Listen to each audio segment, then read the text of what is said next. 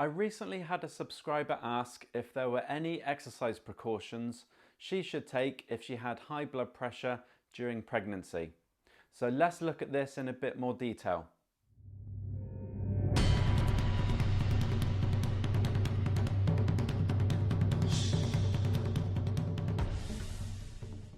Hi everyone and welcome to Exercise for Health. I'm Richard and today I have exercise advice for you if you have a hypertensive disorder of pregnancy. If you're new to this channel, we offer tips, advice and exercises to help you manage your health condition with physical activity.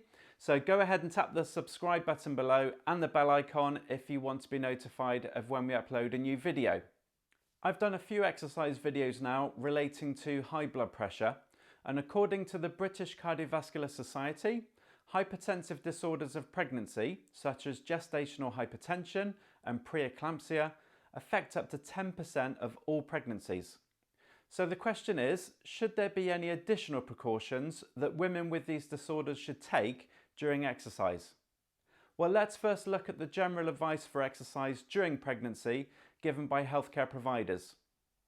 Generally, being active during pregnancy is recommended and it will help you stay fit and healthy to avoid excess weight gain, as well as prepare you for labour during the delivery. It's important that you are conservative in your approach to exercise to avoid exhaustion, and you should stay hydrated throughout any activity to avoid overheating. Throughout pregnancy, it's worth avoiding contact sports or martial arts where there is a risk of being hit. Avoiding scuba diving because the baby has no protection against decompression sickness, and not exercising more than 2,500 metres above sea level, which can put you and your baby at risk of altitude sickness. In addition, activities that have an increased risk of falling, such as horse riding, ice skating and skiing, obviously carry a risk of damage to your baby. In the first trimester, this is weeks 1 to 12, there is no reason to change or modify your existing levels of physical activity. You can continue doing what you did before you knew you were pregnant, but be cautious about starting something new, especially if it's strenuous. So don't start to train to run a marathon or begin heavy weightlifting. In the second trimester, this is weeks 13 to 27, the guidance states that from week 16 you should avoid exercising laid down on your back. This is because the added weight of your bump can press down on your back and spine, compressing large vessels that carry oxygenated blood to vital organs in your body, making you feel faint, as well as reducing the blood flow to your baby, potentially causing their heart rate to slow and reducing their movements during this time.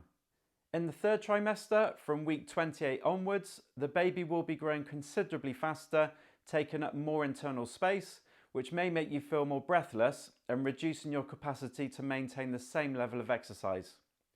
There is likely to be a gradual reduction in your volume or intensity of physical activity as your pregnancy progresses, and you may find that certain movements are more difficult to perform or feel uncomfortable, such as using a recumbent bike where the hip has been flexed so much that your thigh bumps your bump, so to speak.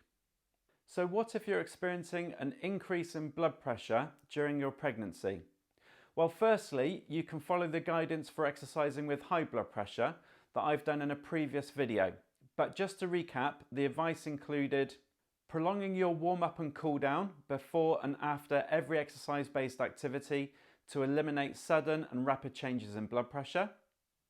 No lifting of extremely heavy weights. This is where you struggle to lift the weight at all. Minimize isometric exercises or static contractions like performing the plank or a wall sit. Find alternatives to lifting any heavy weights above the head to reduce any spikes in blood pressure.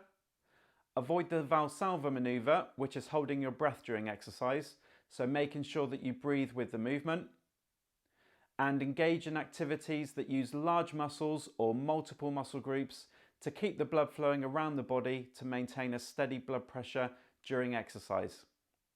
Essentially, following this guidance for both pregnancy and hypertension will be sufficient, and you'll probably realise that you can still carry out most things as you did before you were pregnant, but just be a bit more cautious or conservative to keep you and your baby safe.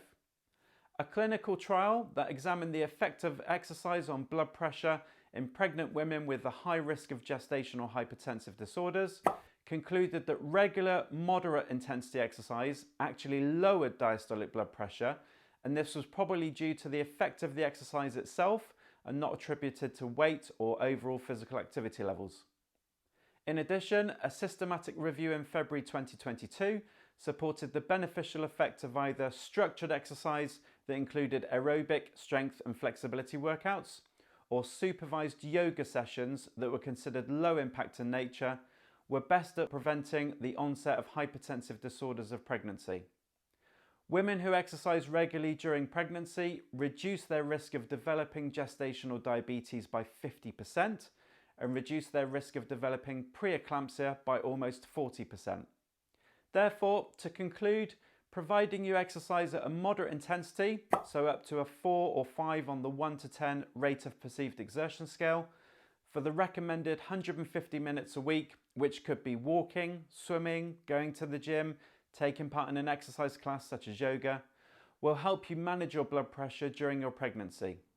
Most importantly, always pay attention to how you're feeling when exercising, and if in doubt about anything exercise related during your pregnancy, check with your maternity team. If you want some further information, I'll leave some links in the description below to some great websites about exercising during pregnancy, but I hope the information and advice in this video has helped you today. If so, please give it a like by clicking the thumbs up button below to help this channel grow so more people can benefit from it. Thank you so much for watching, and remember to stay active, keep moving, and I'll see you next week. Thank you for watching. If you enjoyed this video today, please give it a thumbs up. You can also click here to subscribe to this channel or click here to watch a recent video. See you soon.